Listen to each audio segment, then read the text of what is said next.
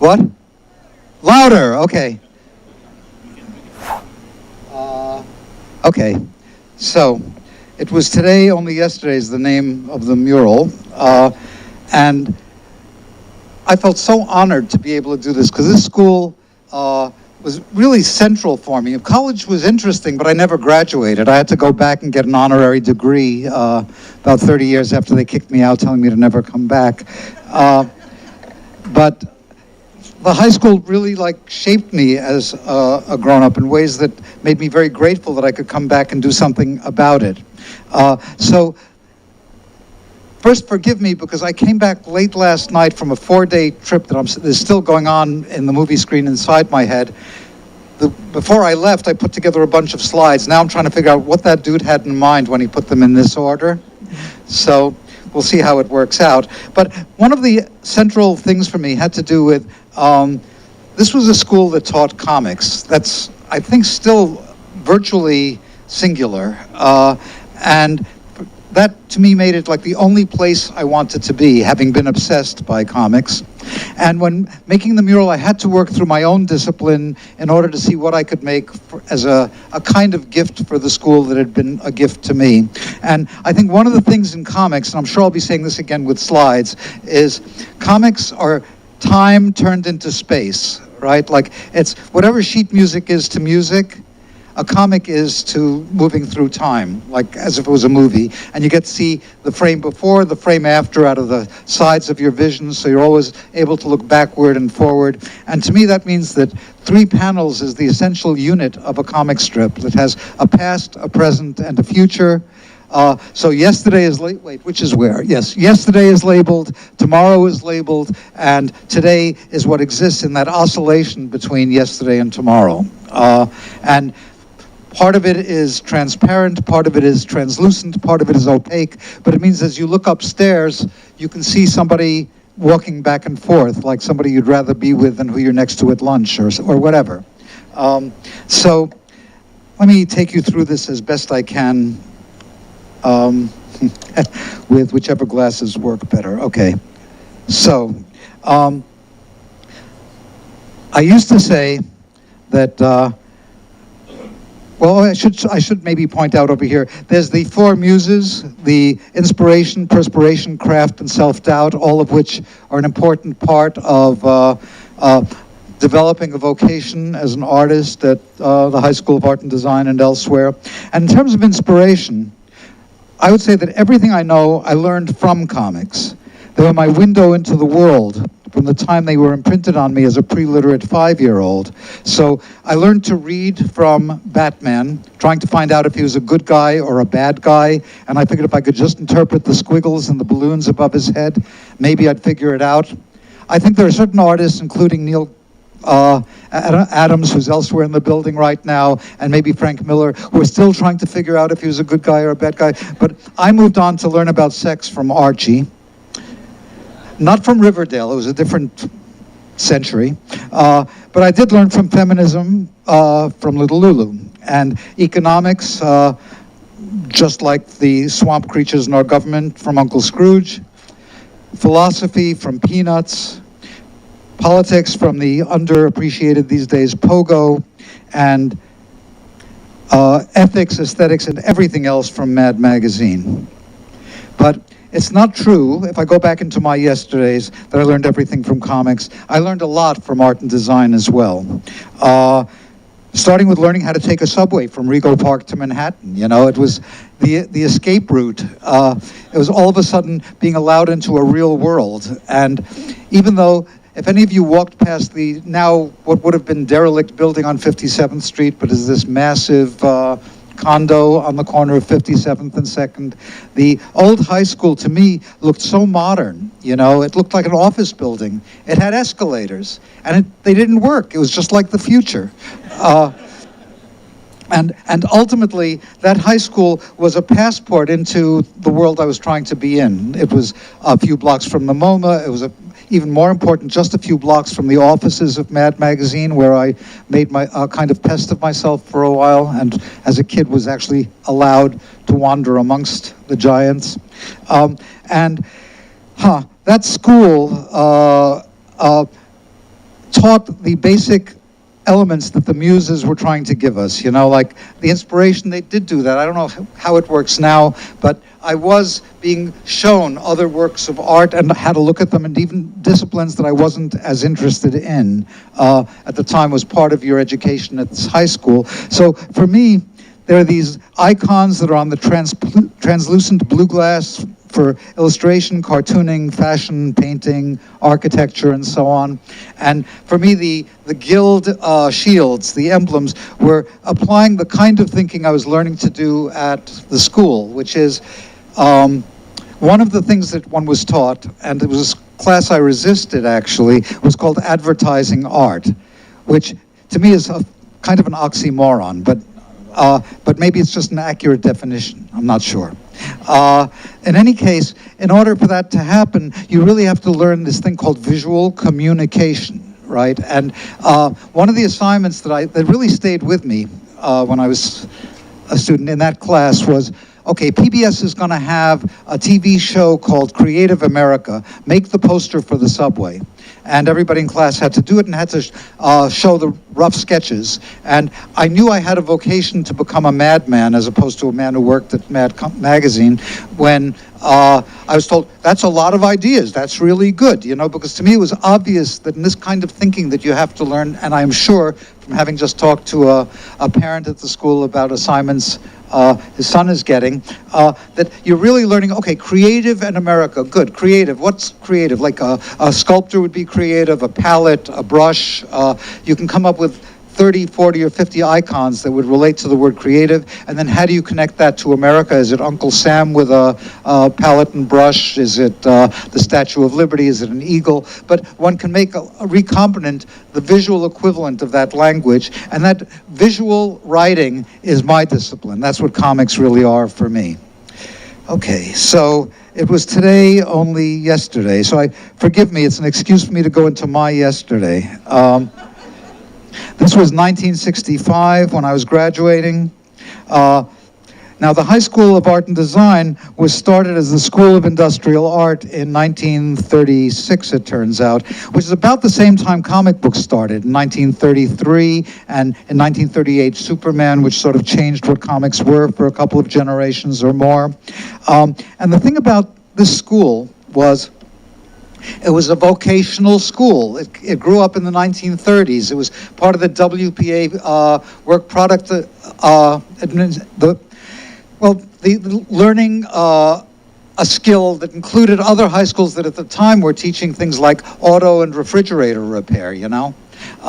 So I felt it as a school that had a reason to be, and my obsessive interest in cartooning, as soon as I found out there's a place that teaches cartooning, really, that was where I had to go. And it was important to me to figure out how I could fit into the matrix of what that vocational school approach to art really might be. I'll get back to that because I think I brought slides specifically about it. For now, if I'm going back to my inspirations and to MAD, I'll start by just talking to you about my mad love. This is from 1955, which is the day before yesterday.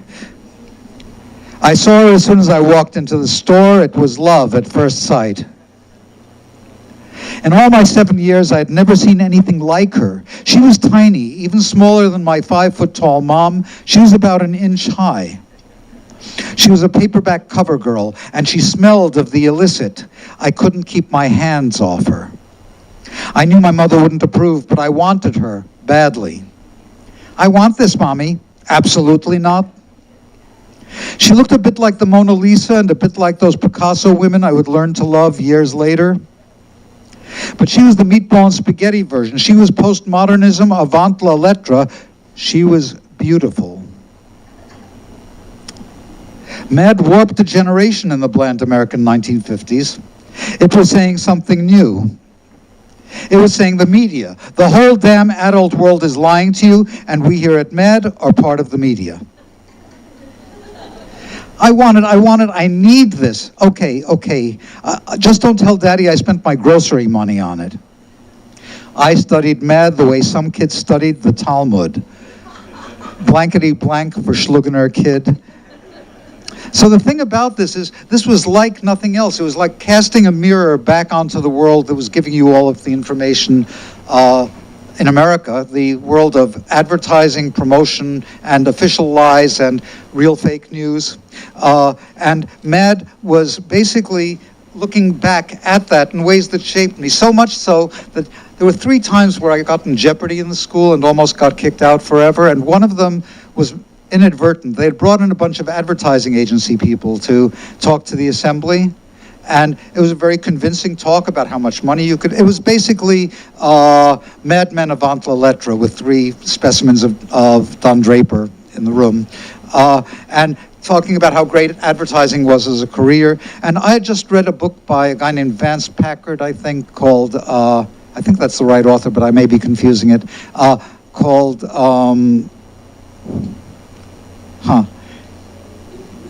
Thank you. Thank you very much. I'm still half in New Orleans. Okay, the hidden persuaders. So I got up to ask a question saying, don't you feel unclean by using people's subconscious to sell them products? And then they were looking very uncomfortable. And then I made the mistake of not filtering, not censoring myself. So I said, it's like I dreamed I wore my bra downtown. I dreamed I went on the subway in my Maidenform bra, plays on people's fears, and don't you think that's unsavory? Now, it's high school. It's probably still high school here today. You mention the word bra, you lose your audience. So they had no trouble wiping out the question, and as I kind of humiliated, walked out of the assembly room, every woman was clutching her chest and keeping away from me, So one of several times where I ended up sort of getting in trouble here, but it was all part of that MAD education. Part of the education also was just this learning the vocabulary and language of comics, something that started by looking at the comics and continued by making them in a school that really was geared to teaching you what tools to use, that craft muse.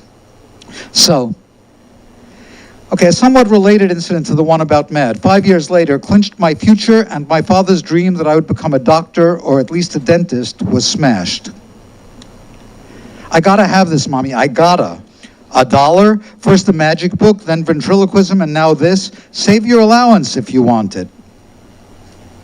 I need it now, stubborn. It comes with dip pens and India ink, enthusiastic. It even shows how to draw expressions, ecstatic. I really need this, I need it, tantrum. Groaning. Money doesn't grow on trees, pontificating. I'll tell you what, if you can prove you learned from it, pondering, then I'll pay, otherwise it comes from your allowance, threatening. Now, though much of the artist's first period work was donated by his father to New York's Department of Sanitation collection, his historic first strips remain in private hands. So here, the first strip was from a joke book, the second one was from a joke book, but by the second one I'd learned not to sign Art Spiegelman, but having seen that one of my favorite strips when I was a kid, Little Abner by Al Cap, I read somewhere that his name was really Alan Kaplan, so like all the Hollywood stars who had changed their names to anglicize them, Alan Kaplan had become Al Cap, and I, for at least one strip in 1960, became Art Speg. But despite my modest drawing skills, I had to become a cartoonist. Anything else would have set me back a month's allowance. Now, a lot of the people who made the comic books that I were reading passed through this school. An editor of MAD from the period where I was no longer reading it, but a cartoonist when I was reading it was Joe Orlando, who graduated from this school. He's an associate publisher. A number of the artists were making comic books in the 40s, where comics were always supposed to be for kids, but some of them were a little more and more after the war, because of all the GIs that were reading them as well, kind of lurid. And parents and teachers associations, instead of encouraging kids to study cartooning at Art and Design, were trying to get kids to do anything but read comics. They were trying to get kids to bring them for bonfires. This was a comic book burning in Binghamton, New York in 1948. It was led by teachers, librarians, PTAs, and religious groups. And it led to Senate hearings in 1954. the hearings on crime and juvenile delinquency and how important comics were in creating juvenile delinquents.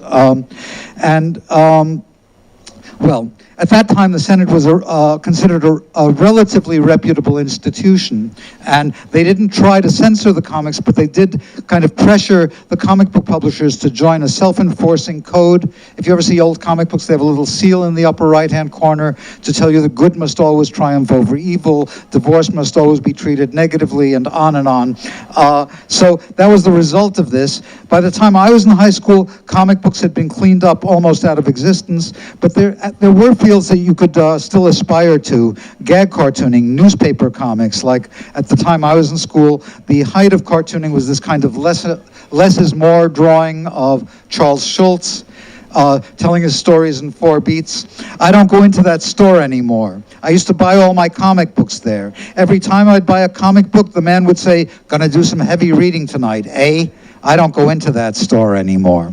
So Charles Schulz knew enough to know that the real action was in comics, and that ultimately, as we now know, my wife and partner in crime and work, Francoise, as well as being the art editor of The New Yorker, has a line of children's books in comic format that are lexiled, meaning teaching you to read stage by stage in comics that you would want to reread, better than the easy readers that exist that are there to be read once and make you hate books because they're boring. But it's using comics because now it's clear that comics are a gateway drug to reading, not an impediment. Nevertheless, like, I don't know, when I was an adult and still reading comics, although comics as a field per se was a shadow of what the field had been in the 30s, 40s, and 50s, it had a taint still of being disreputable. And once you reach adulthood, being seen reading a comic book made one seem mentally challenged to other adults. So this is a scientific chart. It shows like the world pre-1986, and then a sea change that happened when rechristened as graphic novels so they could pass for white. The medium has become the quintessence of cool. See, because now as graphic novels renamed, rebranded, comics are one of the few sections of bookstores that are still thriving. They're taught in universities, shown in museums, and I've heard that those who draw them can now even get dates. That is the power of language. So, the resume. Bit about how I got here. Now, that change from comic book to graphic novel, I'm told I had something to do with it. I've even read myself being called the father of the graphic novel, but I am, till this very day, still demanding a blood test. If one knows the history of comics, there are many firsts for the graphic novel, but what was true is I was making a very long comic books intended for grown-ups that needed a bookmark and asked to be reread. Now, this is why I didn't go into advertising finally, because graphic novels are much punchier branding than long comic book for grown-ups that needs a bookmark and asks to be reread as the snappy term that would bring you into the tent. So, the High School of Art and Design. That school existed till just a few years ago. Not because everybody wanted to give you a nicer school here. It's because there should be a class called Follow the Money. If there isn't, you've got to like read up on it on your own. But 57th Street and 2nd Avenue is a really prime corner. And it seems that the real estate was underutilized. It had 2 schools going up 57th Street. It was only 6 or 7 stories high at its highest point. And as a let's see. Well, I got a note from the then assistant principal. It said, "The school feels strongly that the artist chosen to work on a work of art for the new building should be someone from the school's past. We're contacting several illustrious graduates and asking them to consider applying for the competition. Understand that it is a competition. Final approvals will come from a committee appointed comprised of architects, the school, the New York City Department of Cultural Affairs, and a panel of artists." So this was because the school was now going to be moved to 56th Street and built differently so that 57th Street could be utilized in a better way. Let me see, does this have the, no, sorry, I'm gonna have to fumble around. I told you I didn't know what I'd put up where. Maybe it's here. Yes, okay, the lead architect for SOM that did this thing explained that a lot of school sites in New York remain underdeveloped in terms of FAR, floor area ratio. So, in exchange for the right to create a lucrative mixed-use development on the block-through parcel, developer Worldwide Holdings negotiated a deal with the State Board of Education to rebuild and enlarge both schools on that site. In addition to lease payments, a pilot, payment in lieu of tax scheme will contribute additional funds to other educational programs throughout the city. And SOM, to get the gig, explained how interested they are in education, and they were interested in designing state-of-the-art facilities.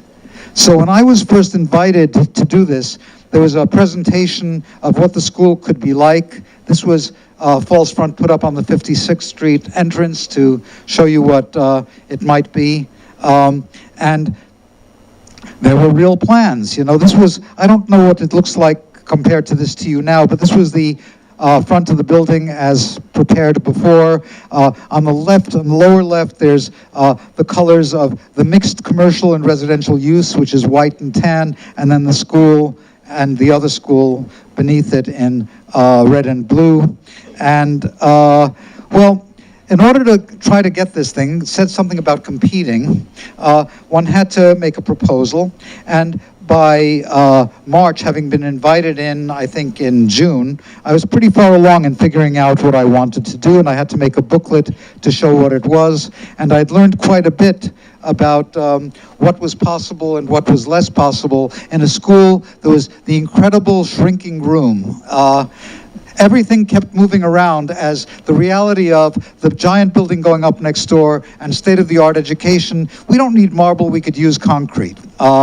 And as it moved along, my target kept shifting, right, as to what I was trying to do. I'll get back to that in a second. But here, I had to give a portfolio of my work in order to get in. I had an idea that was beginning to take form over here. And I, of course, pointed out that I'd been the editor of an avant-garde comics magazine, that Mouse was a Pulitzer Prize-winning novel, that Raw was an attempt to make comics into something like what one would recognize as art, out of my lower middle-class ambitions, since I had never gone to what's now LaGuardia, then Music and Art, but to a proudly vocational high school. Comic I did for Art Forum magazine, responding to the high-low show at MoMA at the time, because I was interested in the fact that my art form, as well as the art forms across town at Music and Art, now LaGuardia High School, were basically about the bastard children of art and commerce murdering their parents and going off on a Sunday outing. And art and commerce is ultimately at the heart of whichever art discipline one ends up entering into. So among my clients at a certain point was the New Yorker magazine, doing covers and comics for them for a long period of time. The one on the left over there was the first cover I did for Valentine's Day, and it sort of warped the DNA of the school. Well, I warped the DNA of the school. I warped the DNA of the New Yorker by making a cover that I knew was somewhat controversial. Valentine's Day, right in the wake of the Crown Heights riots, where the West Indian African-American community and the Hasidic Jewish community were at loggerheads with each other. Blood was shed. So I thought for Valentine's Day we could have them kiss and make up. And it united the two communities, all being equally angry at me. But what it is here, and what's worth pointing out since I'm talking about cartooning as a discipline, is it's picture writing, and you've got to learn the language somehow. So here, when I did this, the Jewish community was furious that I showed two people kissing and saying, you know, a Hasidic man can't even kiss his wife in public. It's against the rules. I said, what in public? It's on a red background. And and she is his wife. It's in private, and she's just Sephardic, you know. It's no big deal. And then the black community had a guy on the radio yelling at me on a radio feed-in, saying, "If you had any guts, you would have shown a black man kissing a Jewish lady." I said, "Well, why?" At that point, you'd be on the radio saying that I was making the black man out to be a sexual aggressor, which is the old stereotype that you don't want to keep perpetuating, right? So you may be a good reverend in the Crown Heights community, but you wouldn't be a very good art director if it was just a woman with a handkerchief on her head. It wouldn't have been as clear a point. But the clarity of the point became thorough when a letter came to the magazine the week after from a young person saying she thought it was really sweet that on Abraham Lincoln's birthday, there's a picture of Lincoln kissing a slave. So it's a language, one has to learn it. I, of course, as I said, learned it from Mad Magazine and fed that lesson back in my first really professional ongoing job working for Bazooka Bubblegum Company, making up things like Wacky Packages and Garbage Pail Kids. And I worked there for, I don't know, at least 20 years in one capacity or another, while traveling around and being a hippie and sending sketches in, to living in New York, and coming in one day a week as a consultant, feeding back mad lessons to another generation. The window. Okay. So I really wanted, as soon as I was told I might be able to make something for the school, the one thing I wanted to make was a window. It was on the bucket list of the DNA of comics, goes back, as far as I'm concerned, to the stained glass windows, which were comic books before they had newsprint, about, you know, the superhero who could turn water into wine and walk on it, and it was just done with a combination of words and pictures for the semi or illiterate to read in their churches. And the idea of being in that tradition of comics, way before the comics I knew as comics were born, was very important. And I'd figured out something about how important it was from the dictionary that I used when I was a kid, which in the days before the internet, it was really hard to waste time compared to what it is now. So when I'd look up comic strip in the dictionary, I found out it was a narrative series of cartoons, but I still needed to waste more time, so I'd look up narrative, right? And then I found out that a narrative is a story, and if I looked up the root meaning of story, I found out that story comes from the medieval Latin historia, and it has to do with the stories on the sides of the church windows, which is why that word story means stories of a building, and story as in tell me a story. So I realized there's an architectural root to comics, a narrative series of cartoons that gave me a way to understand how comic pages work, because each panel's a kind of room next to another room that you're walking back and forth through. I'll also, in passing, because this is not the subject, but through Hume's philosophy of the association of ideas, I have to tell you that it's a very cool dictionary that could have Nancy as the definition of comics. Because Nancy was, it wasn't the most popular comic strip of its day, but it was the most read, because it took a lot more work to not read Nancy than to read it. So, but this idea of pages as structures was used in comics well before I got here, but it's just part of the thinking of how you put a page together. Here, 2 weeks of Gasoline Alley, where an empty lot is getting turned into a building week by week. Or a page by Neil Adams, my fellow illustrious graduate, having a page of Dead Men, where a goddess is talking to him, and it forms his head as well as caves and whatever to make a fully structured page. For me, from the very beginning of the book, thinking of these pages as structures, you can see that in the middle rows, there's my father on an exercycle with his legs on the bottom row, pedaling to nowhere, and the wheel becomes a window, a turning wheel into the past, as he begins to tell me the story in the past that will take up the large share of what's in the book. Those approaches to pages, that architectural approach, was very important to me since I found that in a dictionary so many decades ago. Here, the first thing I did for the New Yorker about a housing project in Rostock, Germany, where migrants and others were in Germany, and the Aryan Germans in East Germany didn't like having them there, so they had a riot, broke the windows. Miraculously, nobody was killed, but swastikas were everywhere. And my book was just coming out in Germany, and they asked where I wanted to have the book signing and first release of the book. And I said, how about Rostock? And they arranged it, so I got to visit that and do a page about my experiences and how it became the stories of that building, okay? So that was then. These stories of a building continue to be important to me as I was trying to relive my September 11th. Thank you. Well, in many ways, in my older comics and in a book I did called In the Shadow of No Towers, where you have the two towers, one from 1 year anniversary, another one from another anniversary, waiting for an airplane to go past into that second building where you can see the boom and do it again.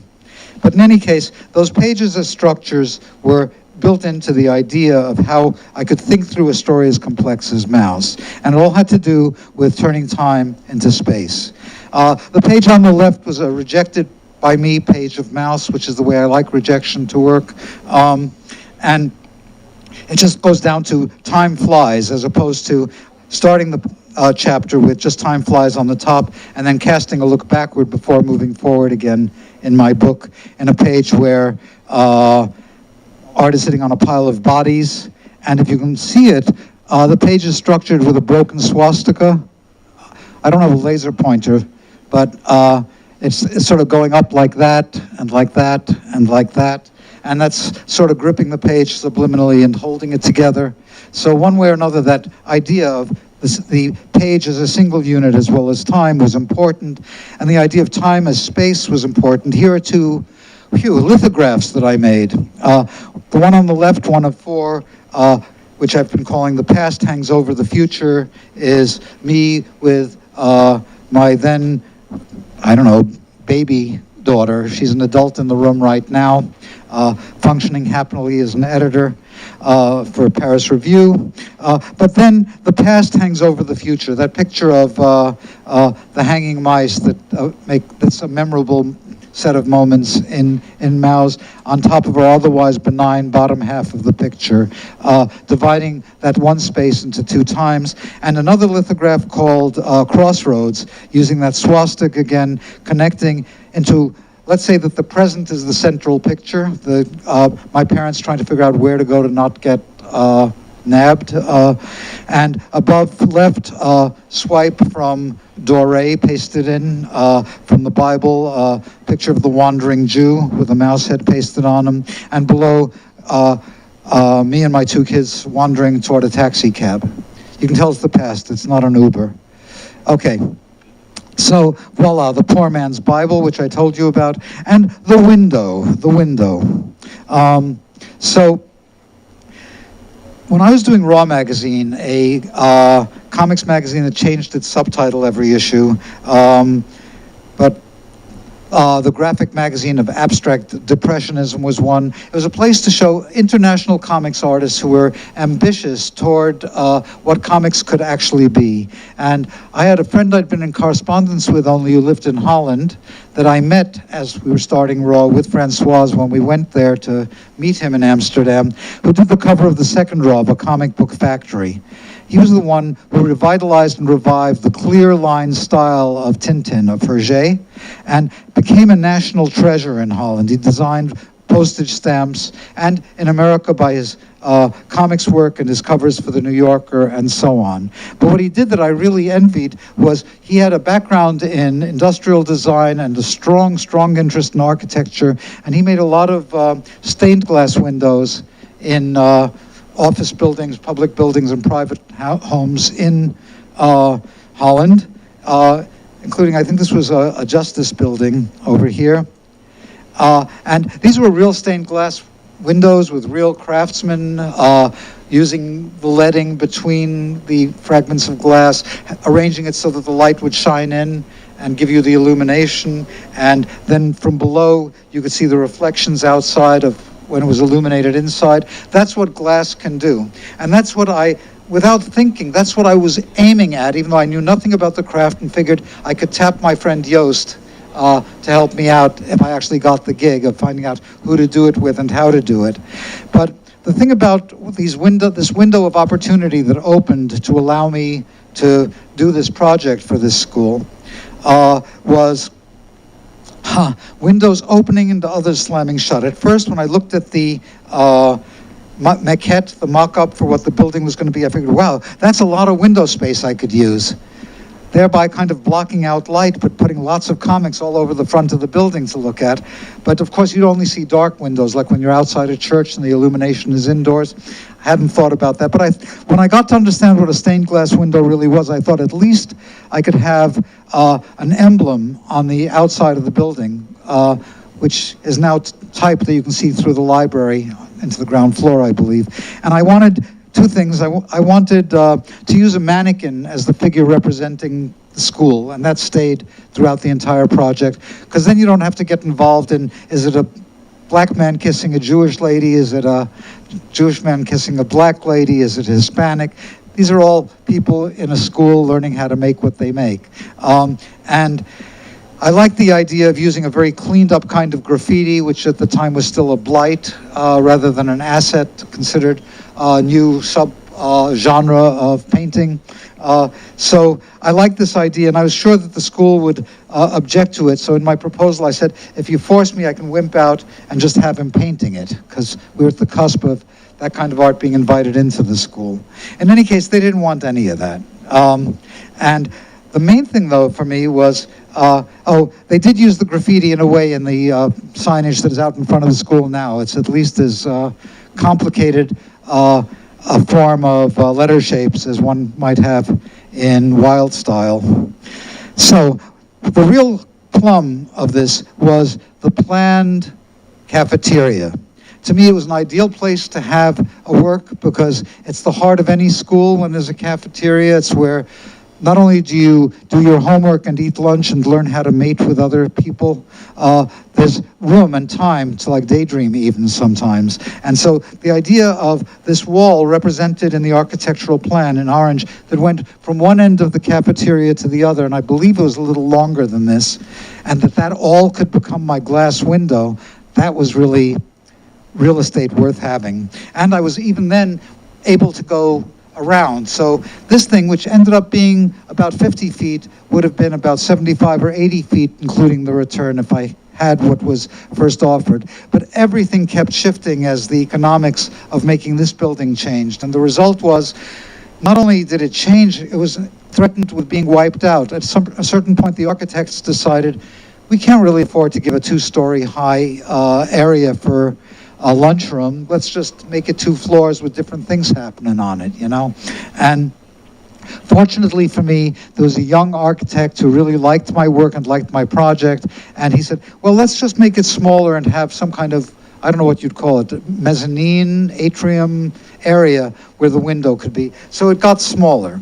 And of course, because it was interior, I couldn't use any of the exterior windows. It could no longer be a stained glass window, and I had to figure out what it could be. And thanks to the people who worked with me on it, which were the Percent for the Arts people and so on, they found me a fantastic supplier in Munich, Germany, who actually did restorations of old stained glass windows, but also had a process that was art glass, basically. Art glass being something that involved being baked into the glass, could be transparent, translucent, opaque, and be painted on with dyes that got baked into the image. And that gave me the thing that made this so much cooler than it would have been had I been allowed to fumble through my first goal of making a stained glass window, because it allowed different things above and below.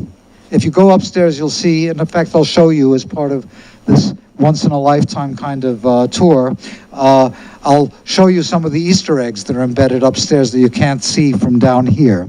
What I wanted to do originally, when I thought I had that really big yardage, was, first of all, on the return wall, there are all these things that look like Mondrian shapes on the wall that's over here, rather than the continuation of the past, present, and future. And those were going to be little comic strip narratives about events that happened to me in my high school days at the school, that just look from one side like Mondrian blue, red, or yellow rectangles, but from the back had little comic strip panels on them to read when you're walking around on the 6th floor. I couldn't do that anymore. I needed more space to do just the more basic notion of a past, present, and future.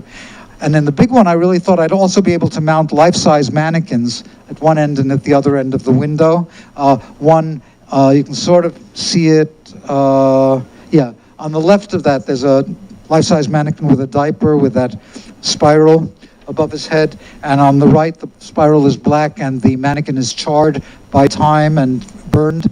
Not only didn't they like the negative notions that might imply, perhaps, but they definitely didn't like the fact that they said, it's a cafeteria and it's a high school. It's going to be filled with hamburgers within 2 weeks, So that was gone. But what remained was big enough for me to be very proud of what I was able to do. Voila. So, let me see. Where am I?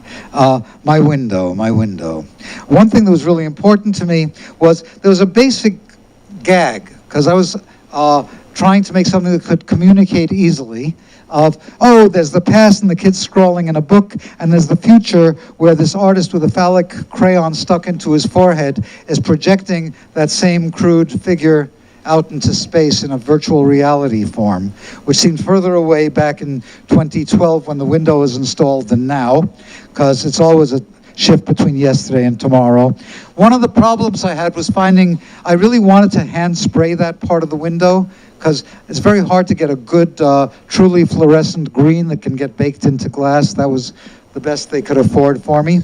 But in any case, the kind of thing that would keep one moving between yesterday and tomorrow was being able to find the analogs from one part of the mural to the other. So for example, in the past, you can see the little rocket ship behind the mannequin's right shoulder is the rocket ship outside the window of a spaceship. The Etch-a-Sketch that's on the floor behind the little mannequin yesterday becomes some gizmo in his futuristic home, or rocket ship, or whatever, with a little Etch-a-Sketch drawing of a window of a building that you can see out the window. And for me, the Etch-a-Sketch was like yesterday's computer. At least it had a screen, and if you shook it, you'd lose everything you did on it, so it seemed an analog for the future. In the past, you have these little blocks for A and D, children's toys. On the right, you see this strange structure that's above his knees on the future guy in his lazy boy floating chair. If you look downstairs, if you didn't look downstairs, you should on your way out. There's an amazing thing that I'll be showing you maybe again in a few minutes rather than, oh no, here it is, okay. There's this downstairs, right? It's a mural on the left of facing the elevators. And this was done in the wake of the WPA era as a mural on canvas for a family court in Brooklyn by an artist named Tobias. And there's that structure over there, and I just get to use it again. On the right-hand side of the mural, that's the architectural marvel that was once a kid's building blocks. So I'll get back to that in a couple of minutes. But there's a lot of very specific bounces back and forth through all of this, some of them subtler. But now that you've seen the upstairs mural for a second, the Future Man comic is filled with artwork that I swiped in gesture and spirit from Tobias. In the past, a cat, and a future, a cyclops cat, and so on. There's the seltzer bottle that spritzes self-doubt is always at the side, even when you're a grown-up, to sip from comfortably. There's the ink, which now has a futuristic label borrowed from whatever the signs were on Tobias's window that say ink in the future, with a floating eyedropper of ink letting off a little red droplet icon that now, within the next month, will become the symbol of menstruation on your emoticons. Seriously? I just read that about a week or so ago. The future caught up with me. If you want to say you're on the rag, you get to say that icon instead of a happy face. Okay, anyway, sorry, I like I said, I'm just back. So, the window. I was grateful to be able to have something you could walk back and forth through, and that had different information upstairs than you can see downstairs. And one of the nice ones for me, it's hardly an Easter egg, it's just a feature, is the eyes over there are transparent glass, so you can spy on your friends down in the lunchroom. And there are many things up here that don't exist up there that don't exist down here. Here are some more of those icons for the advertising seen from above. And all of this has to do with one of those four goddesses, the one of craft, making it a true collaborative work, because that was how this kind of thing had to be done. I would have no idea how to make art glass without real help. So what I had to do instead was make artwork that could be blown up to 50 feet by 8 feet, right? And the only two ways to do it would be to draw a drawing in a scale that I like to draw, which is tiny. If you've ever seen mouse, an individual panel of mouse is, I guess, a large one might be 2.5 inches high, and I drew same size. So a lot of the drawings in mouse were drawn like tinier than I usually draw, because most artists work big, not as big as this, and reduce it down so it looks better. I wanted to have all of the flaws in mouse be kept intact so that you could see my trembling hand, the lack of ability sometimes, and have something that would be like an I-thou relationship. It's like you're reading my handwriting, like you're in touch as if it was a manuscript. So it had to be, as drawing in mouse, it had to be somewhere between handwriting and typography to be clear. But to make something this big, if I drew it even large size, it would look wobbly, shaky, and very gestural. And I wanted something that seemed very precise. And for me, the tragedy was something that any student here deals with happily and takes in stride, which is you gotta learn Illustrator, you know? Illustrator is one of the great, I don't want to stretch for that. It's one of the great post-Abu Ghraib tortures one could have. And the thing about it is it's like drawing with plumbing tools rather than the pen, and there's a lot to figure out. And I started from zero. I could play in Photoshop thinking, when I first got my first computer, it's like Donkey Kong or something. It had no undo when they first invented Photoshop, so you just do it until the picture's screwed up and then game over, start again. But Illustrator was incredibly complicated. I watched an incredible number of YouTube videos to try to get anywhere near this thing. I understand now students in the school get accredited for passing their Adobe test, you know. In that sense, still a true vocational high school. Wow, so I had to do this and then have it translated into large sheets of glass with the help of real experts at it. That's what I was doing in Germany. Working with this glass place, the Meyer Glass Works. I loved visiting Munich in spite of the fact that this street ran right perpendicular to and ran into Dachaustrasse, where my father had a very different experience in Munich. Because down out of Midtown, if you continue down the road, there was Dachau, where my father was taken from Auschwitz. Here, if one ignored that, Munich was fantastic. And I was working with an amazing craftsperson who really could translate my needs into these large glass things where I had to show her the kind of marks I made so she could reproduce them and make, we have to work a lot on figuring out what kind of wood grains I was making that she could reproduce on the mannequins. If you look at them, you'll see those little darker brown things.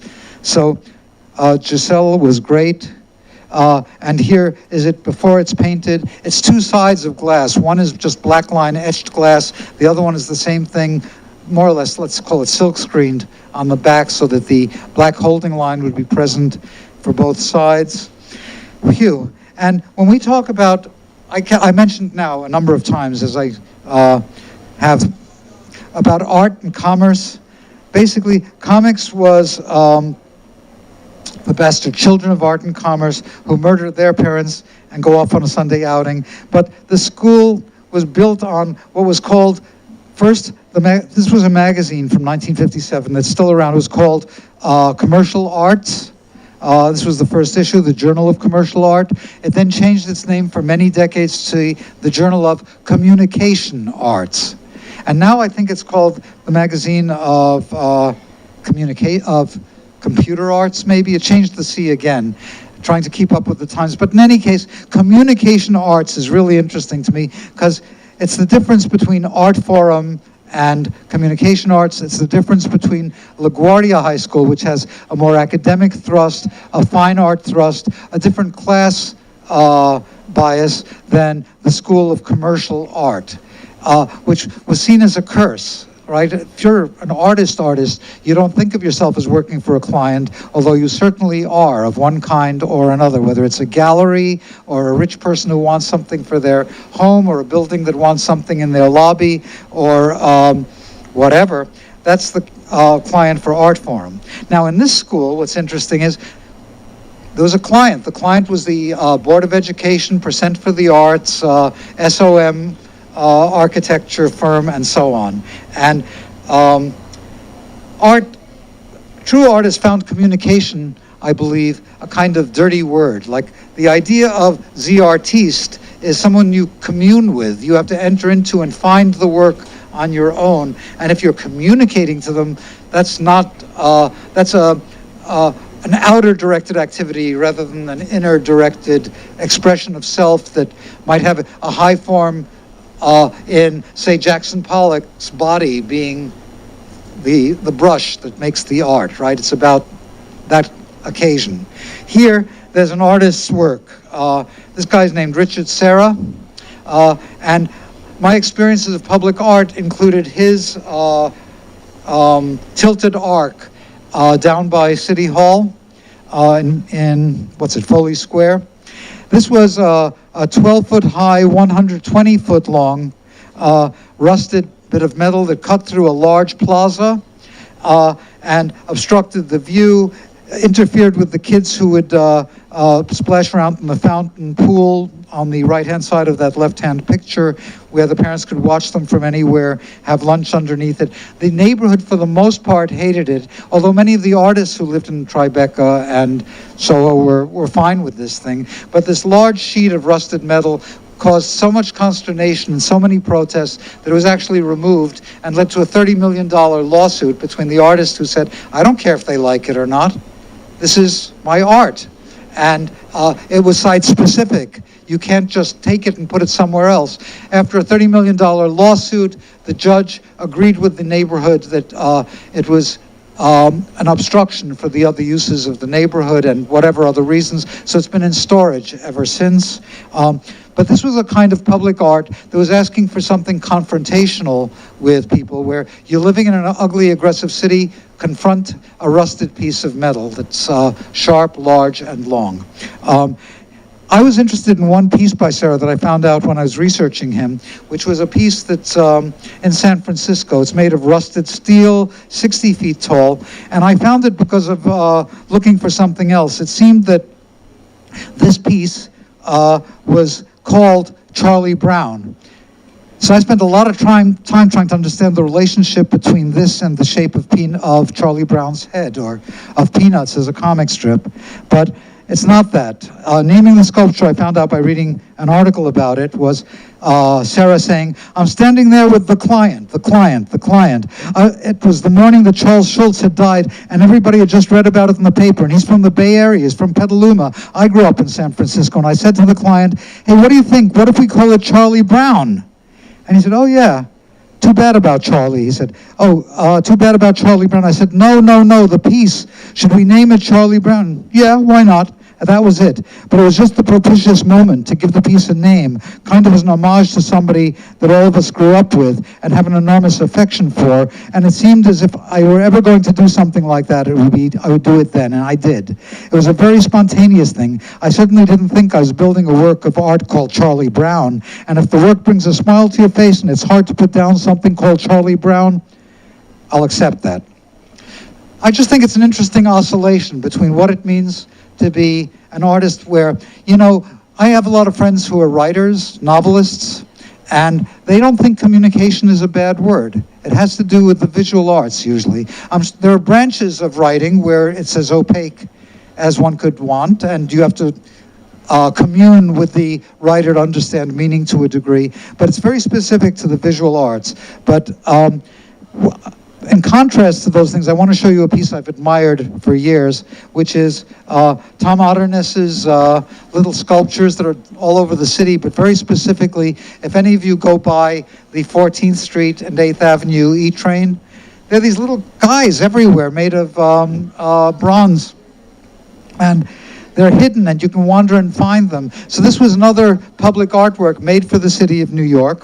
And it has an alligator in a suit coming out from a manhole, grabbing a passerby and eating him, taking him by the leg, with a little other guy looking on condescendingly saying, well, I told you not to get too close, or something like that.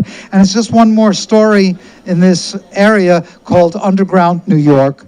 And this, you can feel the affection, and the affection is mixed with, yes, real communication. If you're a 5-year-old and you see a picture of a guy fighting over a coin with a tiny figure, and he's a top-hatted figure, you know that there's something about, well before Occupy Wall Street, 99% and 1% came to the fore, you have that as embedded information from when you're 4 years old and your mommy's taking you on the subway, you know? Now, this was a labor of real love. It was made where he was, Otterness was given money and a proposal that required he build about 20 or 25 sculptures somewhere around that station, including one where there's a guy coming underneath the grating and a cop is waiting for him over there as a fare beater. But there's 100 to 150 embedded elsewhere, and he kept adding to them until his wife said, you've got to stop, you're selling out our daughter's birthright. So it was just inhabiting a space that invited you to inhabit it with him. And that was somehow an inspiration for me here, knowing that this could live in the high school without being an aggressive element in it. And if you took time out from the mating rituals of the cafeteria, you'd have something to look at. So some of the Easter eggs, and then I'm done. One thing pointing out is, I always thought of comics as a worthy art form, comics as a medium of self-expression. Oh, John, you're such a fool. So I'm going to skip down to some of the other artworks in the building. There's 2 works of art. I asked some of you to look on your way into the building at a giant medallion that's at the entrance. It's covered up, as it sometimes is when the weather's bad. It says, one way and another way cusped, as a large medallion inset into the building, made by an artist named Lawrence Weiner, who does a lot of public art. The art took this form, one way and another cusped, and the problem was where to put it, because as far as I understand, Weiner would be fine with this being placed outside the building vertically, on the sidewalk horizontally, giant, smaller, and was game for it to be moved here on the floor of the bank of elevators, when the then principal, who was an interesting piece of work, a man named Eric Strauss, said, wait a minute, he just came in at the moment that these artworks were being decided on.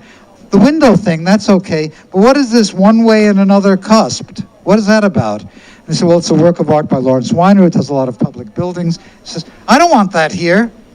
What? He said, no, it's just going to demoralize the students. What are they going to get out of that? What does that mean? And they said, well, it's been accepted for an artwork for this new building. He said, well, if it's here, I quit.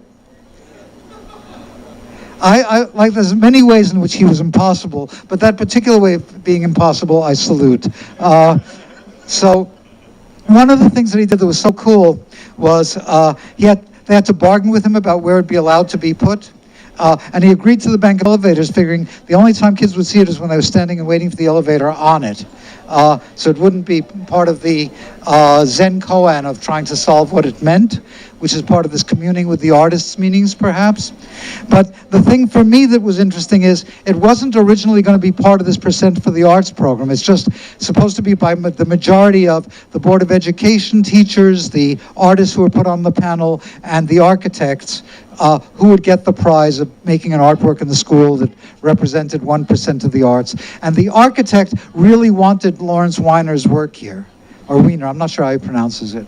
But he wanted it because it's easy to work with. This was a pain in the ass. You had to keep the double-story thing. You had to like light it a certain way. The Wiener piece was so flexible it could work anywhere, and one could smell and recognize that it was art, not just decoration.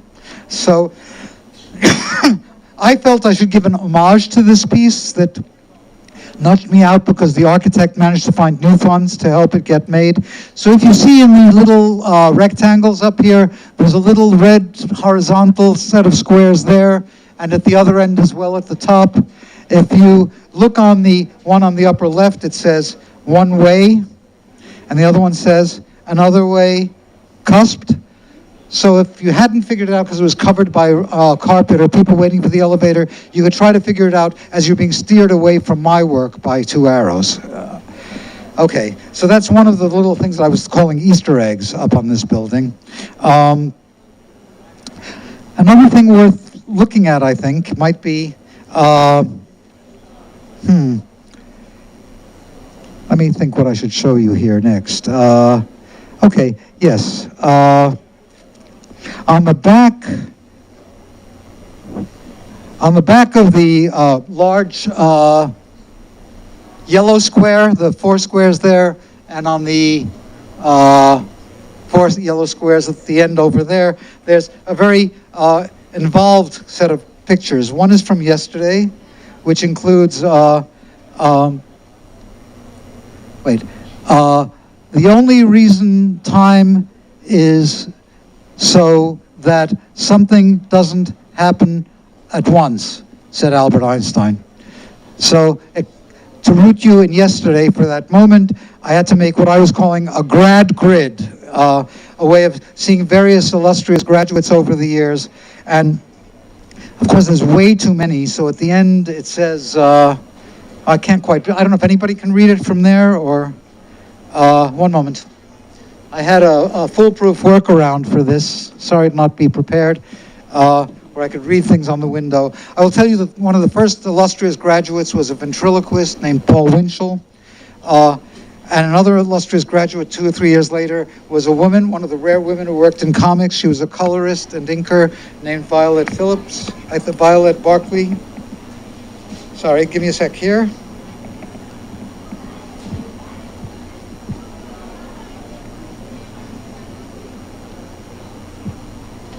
Here we go. Yes, Violet Barkley in 1943, Helmut Krohn, an advertising art director. On the top right, the guy who worked for Esquire, an art director named Henry Wolfe. And then on, including 3 cartoonists, which was way too many compared to the other disciplines. So I didn't include myself, certainly, but I couldn't include the other cartoonists I might admire, and I had to settle just for Alex Toth, a great graphic designer, and Everett Kinsler, because he's the one in front of an American flag on the second row from over there. And Everett Kinsler, because he was a presidential portrait artist for 4 presidents, as well as a comic book artist in the comic books that were being burned in those pits.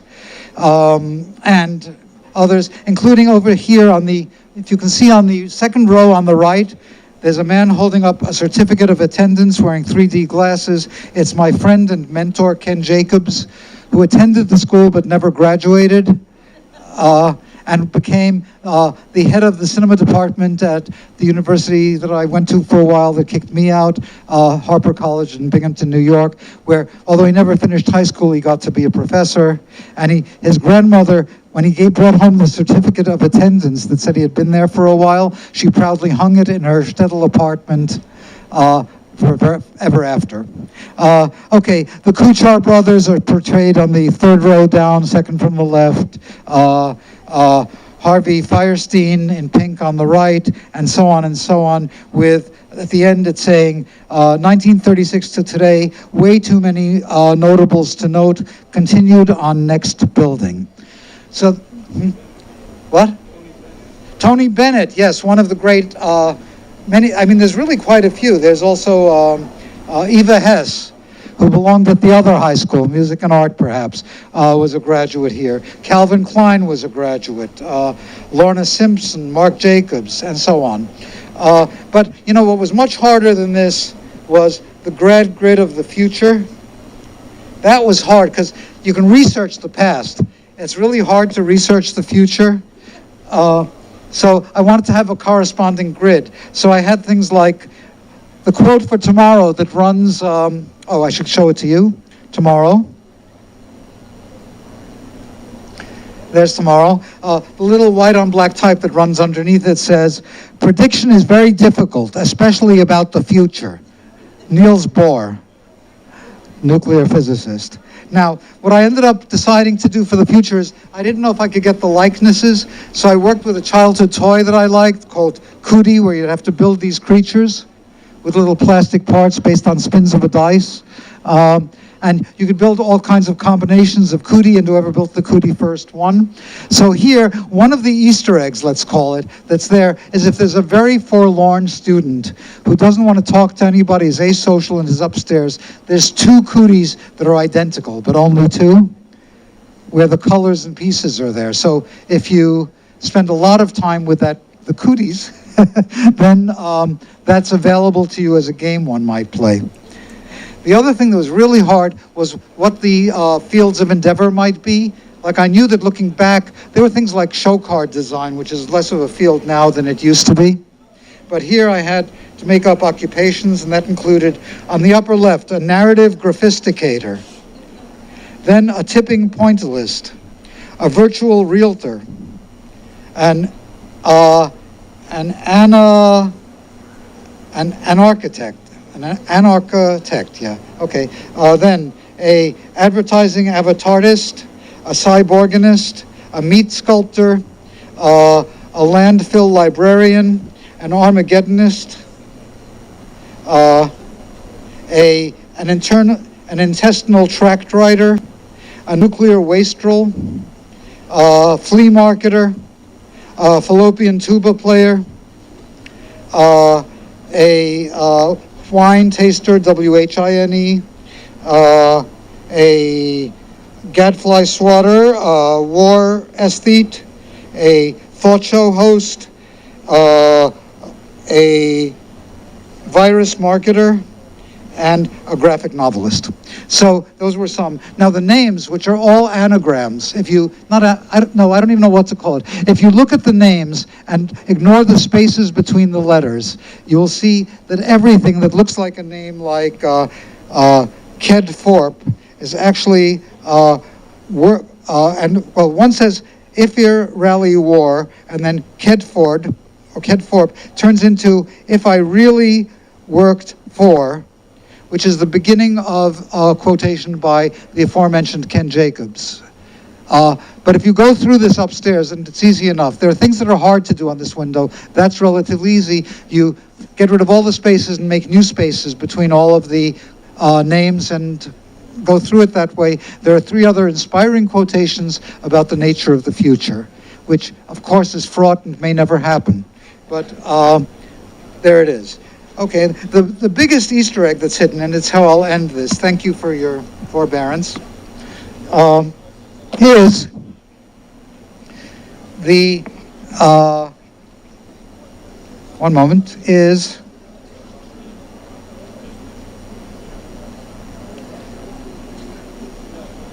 sorry. Okay, very sorry, have to re-plug in. Oh, okay, I'm there. I was moving the order on this stuff. Yes, here it is. Here's the part that I was really interested in. There's this on top on the left, right? Yesterday, there's a book that's being drawn on as just as if it was drawing paper. Underneath, there's small type.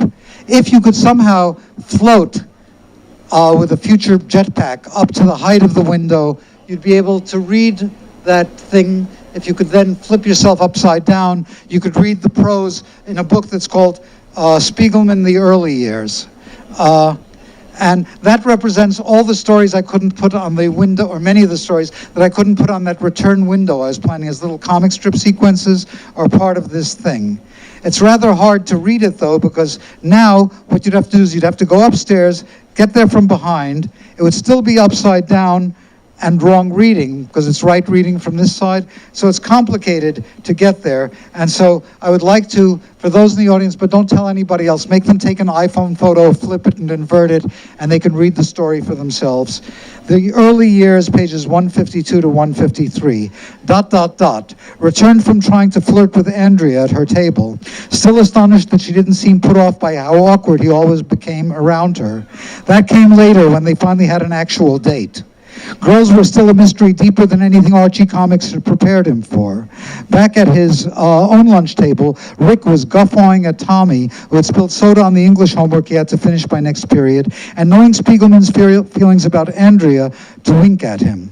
Meanwhile, Ronnie was telling John about an offer he had just gotten to do,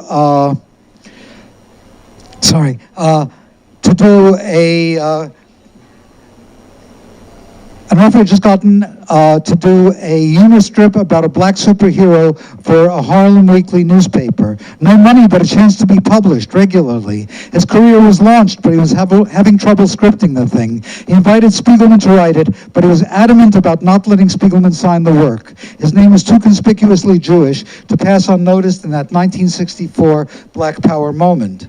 John had turned down the scripting offer as well, since Wong wasn't an acceptable moniker either. But Spiegelman did eventually write a couple of episodes of Super Colored Guy, taking credit as Artie X. Meanwhile, there's Andrea, and there's the inscription from Ronnie Hamilton, signing it to his Jew bastard friend. It was a peaceable kingdom then. And one of the illustrious teachers in the school, who is referred to somewhere up there in that anecdote, is here. Ronnie and John were both in his cartooning class, while Rick and Tommy majored in illustration. Illustration had the advantage of attracting more girl students, and it allowed them to study with Bernard Krigstein, one of the most innovative comic book artists of the 50s. But Spiegelman had been warned by Rick that Krigstein looked back on his comic book career with bitterness and contempt, so he steered clear of Mr. Krigstein. Among the school's graduates was a whole generation of comic book giants, not just the great Alex Toth, but Gil Kane and Joe Orlando, Carmen Infantino, Mike Sikowski, even Rick's uncle Cy Barry, who drew The Phantom, Johnny Romita, Dick Giordano, and Neil Adams. All these graduates made their careers in the lowly medium that Krigstein had disparaged. What more needs to be said? What might need to be said is this. On the left there is an article I wrote about Krigstein called Ballbuster that appeared in the New Yorker magazine when a book about his life came out, and I did this article because I'd gone back and analyzed the comic strip that he's best remembered for on the right, which was a very early comic strip about the death camps at a time when that was not at all public and was a necessary precondition, let's say, for Mao's to happen. And that piece just sold a few months ago for $600,000, the 8-page comic, at a heritage auction. So still not art prices, but not so bad for a medium that he had left as a broken-hearted lover. Now, getting into A&D had rescued Spiegelman from a continued life as the nerd he had been in junior high school, even if he did do suspiciously well in most of his academic classes. He proudly dragged his large zippered portfolio, stuffed with textbooks as well as art supplies, onto the BMT subway to Manhattan every day, only a few blocks from the Museum of Modern Art, even closer to Mad Magazine's offices, and he now had access to a world far larger than Rego Park. Here it seemed that everybody had excuse notes from Jim, and his clearly visible neuroses were almost a social asset. There's a comic strip I had done in junior high school, and okay, this am I going too long? No, not at all. Oh, okay. Okay, I'm sorry I'm keeping you this long, but it's the once-in-a-lifetime tour. Here, the young artist looked forward most to Charles Allen's cartooning class, of course. Although English taught by the sensitive young Milton Gilman, who all the smart girls swooned for and Spiegelman tried to emulate, he used to wear a herringbone jacket with patches, ran a close second. Mr. Allen was one of the few black artists to have cracked the then virtually all-white world of syndicated comic strips. At least once a day, as soon as the class got unruly, the affable teacher would raise his hands in mock despair and wail, "It's a plot to drive me mad." mad. Now, the important thing there is that he invited an ex-student of his into the school. This was a picture from the 50s, but he was still teaching when I was there. And he invited one of his graduates who had become a syndicated cartoon editor to come in and see our class assignments. Not the one I had done as a junior, but what I'd done a year later. And he was very impressed with it and said, "I will groom you for comic syndication." This was about the biggest win one could have in cartooning, a syndicated comic strip. And I was really excited. I was doing a strip about the Mad Hatter and an ink blot and a termite that could talk. And all I was supposed to do is do 2 more weeks and bring it in. And into the 4th day, I was going, if I get this job, I'm going to be doing this every day for decades. And it seemed like a fate worse than death. So I found out what kind of comic strip artist I didn't want to be, very young, and my work got weirder and weirder after that, ultimately appearing in the underground newspaper, the East Village Other, that started the same year that I graduated from high school. Meanwhile, there was Charles Allen, who I looked forward to, but it was a much more benign environment than the one the one he had found in Mr. Cavallito's required sculpture class back in the 10th grade. When the students there started talking in class one day, the irascible teacher shouted, "Shut up! Next student to talk, Spiegelman fails." Conversation eventually welled up again, and a note was sent to his parents that he was failing the course. His mother panicked and rushed to the school and successfully pled for mercy. Her son had been home with the mumps the whole week. Almost 50 years later, the cartoonist's life, plead for mercy. Her son had been home with the mumps that whole week. Almost 50 years later, the cartoonist had a small glazed bowl that held pen points and razor blades on his drawing table that he cusped in his hands fondly, that he had made in Mr. Cavallito's class. And he said, "I made this in Cavallito's class, and the old reprobate was right. I did deserve to fail sculpture." But there it is. And then over here, the one class Spiegelman actually did flunk at A&D was 11th grade math.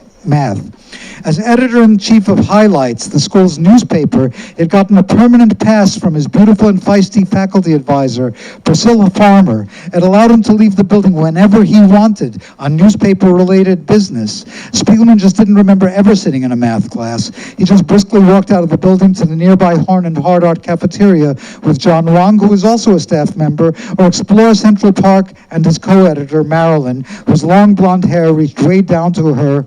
And then I don't tell you where the hair reached down to because it was a PG mural. But in any case, that was the most significant thing for me in high school, in that it actually did get me kicked out. So I'd like to sort of move at least into that anecdote, which is, I was doing cartoons for the paper, and I was writing essays. I wrote an editorial about the new gallery that was in the 57th Street lobby that had been called the John B. Kenney Gallery after one of the founding teachers, and then the principal of the school, which is what the Kenney Gallery in this building is named after. And it was being changed from the Kenney Gallery on the 57th Street to, when I was in school in 1965, to the Pepsi Cola Gallery.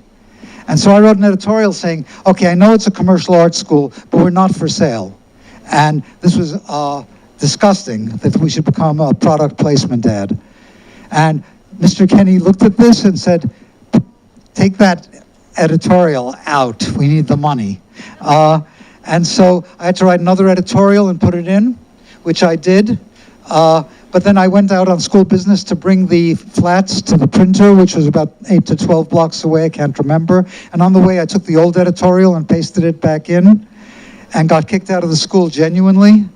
But eventually I got reinstated, and although I was not allowed to work on the newspaper, Priscilla Farmer said she couldn't do the paper without me, and so I was the covert editor in my last months at the school. And I'm very proud of the entire interaction of getting kicked out, of being reinstated through a back door, of allowing myself to pursue things that probably would have gotten me arrested rather than just kicked out at many other high schools. So voila. So that was my life from past to future, as now re-expressed through the little tilted swirl that's cartoon language for, I don't know, being dizzy, of, in 6 boxes, my life as a cartoonist.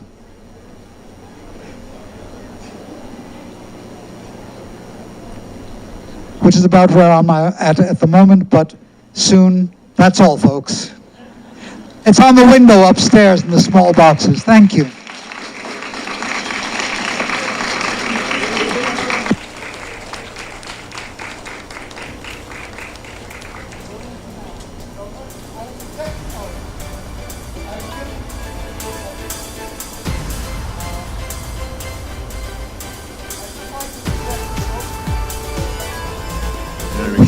I'd like to suggest that you take a look at whatever's still showing of One Way and Another, cusp of the Tobias mural near the lobby, and wander around upstairs to kind of understand how this really is very site-specific. Thank you. So yeah, folks, the folks who are here for the autographs, we're going to be setting up a line in the gym, and that'll start shortly. So the gym is that way. You go through this other, go the other way over to the gym area. So there should be 20 of you for that. And there is going to be a second line in case there's an opportunity for more after. Okay? So that's it. We want to thank Mr. Spiegelman so much for coming. It was such a fantastic talk. Thank you so much. And please visit the vendors and the artists and get some food, enjoy yourselves. The bathrooms are over here. There are bathrooms on each side. Enjoy.